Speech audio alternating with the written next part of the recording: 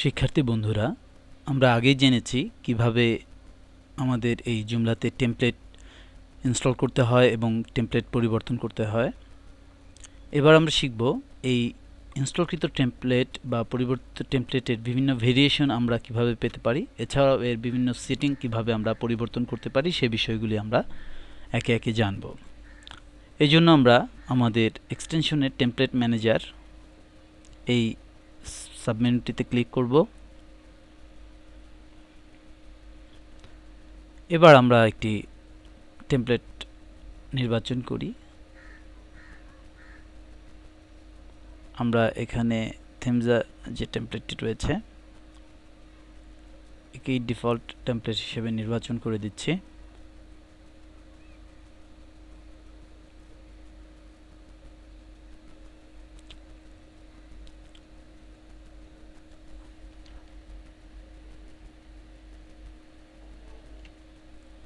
আমরা এবার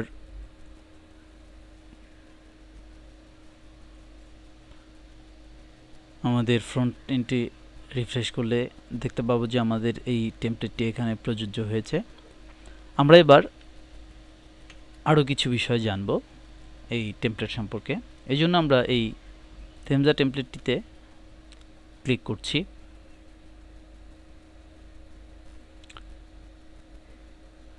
লক্ষ্য করুন এখানে থেমজার বিভিন্ন প্যারামিটার প্রদর্শিত হচ্ছে। প্রথমেই আছে কালার ভেরিয়েশন। এখানে যদি আমরা ক্লিক করি আমরা দেখব ব্লু, রেড, গ্রিন এবং পার্পল এই চারটি কালার ভেরিয়েশন রয়েছে। আমরা একে রেড করে দিচ্ছি এবং এটি সেভ করছি।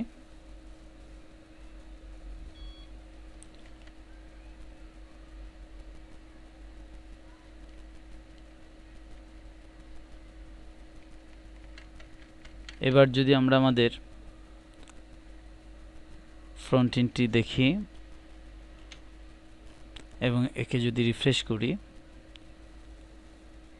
তাহলে দেখব আমাদের যে ব্লু টেমপ্লেটটি ছিল সেটি পরিবর্তিত হয়ে একই টেমপ্লেট কিন্তু রেড থিমে চলে এসেছে। লক্ষ্য করুন ফন্টের কালার এবং এর ব্যাকগ্রাউন্ড কালার এবং অন্যান্য যে কালার সময় এটি হচ্ছে মূলত এর রেড থিম। একইভাবে আমরা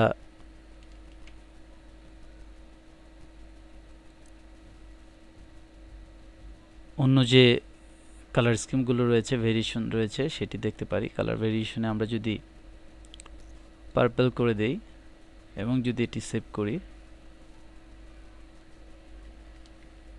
এবং আমরা আমাদের ফ্রন্ট এন্ডটি যদি রিফ্রেশ করি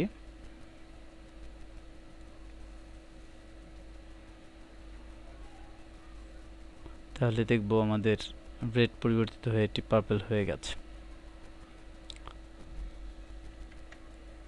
এভাবে আমরা কোনো একটি টেমপ্লেটের যদি ভেরিয়েশন থেকে থাকে সেগুলো ব্যবহার করতে পারি এবং আমাদের মনোপুত করে টেমপ্লেটটির কালার নির্বাচন করতে পারি। এছাড়াও হাইড লোগো বলতে এখানে একটি অপশন রয়েছে। আমি যদি এটি ইয়েস সেট করে অ্যাপ্লাই করি এবং আমার যে লোগোটি রয়েছে এটি যদি আমি আমার ফ্রন্ট এন্ডটিকে রিফ্রেশ করি তাহলে দেখব আমার লোগোটি এখান থেকে মুছে গেছে, অর্থাৎ লোগোটি হাইড হয়ে গেছে। এর অর্থ হচ্ছে আমরা চাইলে আমাদের টেমপ্লেটের বিভিন্ন উপাদান এখান থেকে কনফিগার করে অন অফ করতে পারি, হাইড করতে পারি অথবা ভিজিবল করতে পারি। ঠিক একইভাবে আমরা যদি লোগোটি হাইড না করি এবং লোগোর আরেকটি ভেরিয়েশন দেখতে চাই সেক্ষেত্রে আমরা লোগোর আরেকটি ভেরিয়েশন সিলেক্ট করে আমি অ্যাপ্লাই বাটনে ক্লিক করছি এবং আমি আমার ফ্রন্ট এন্ডটিকে রিফ্রেশ করছি। লক্ষ্য করুন এখানে আরেকটি লোগো এসেছে।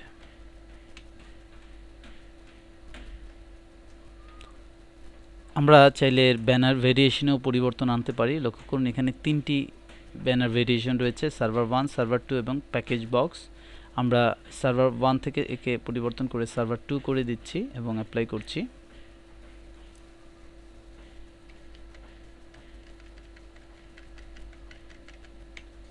এবার আমরা আমাদের যে টেমপ্লেটটি আছে, লক্ষ্য করুন আমার ব্যানারও পরিবর্তিত হয়ে গেছে। একইভাবে আমি যদি একে প্যাকেজ বক্স করে দেই,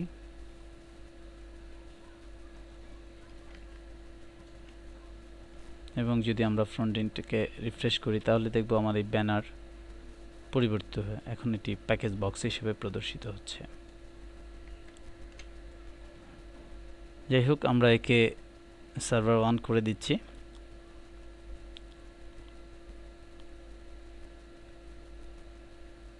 এবার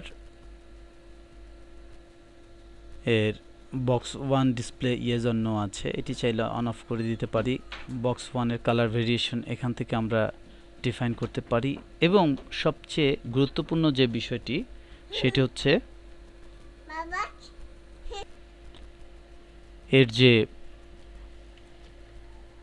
ফিচারগুলো রয়েছে, অর্থাৎ আমাদের এই বক্স সমূহের যে 3টি বক্স রয়েছে এবং তার যে ফিচার সমূহ রয়েছে, জুমলা হোস্টিং এটি একটি প্যাকেজ এবং তার ফিচার, মডেল হোস্টিং এটি একটি প্যাকেজ এবং তার ফিচার, ফর ইমেজেস হোস্টিং এটি একটি প্যাকেজ এবং তার ফিচার। এই ফিচারগুলোই মূলত এখানে লিস্টেড আছে, লাইন 1, লাইন 2, লাইন 3, 4, 5, 6 এভাবে করে।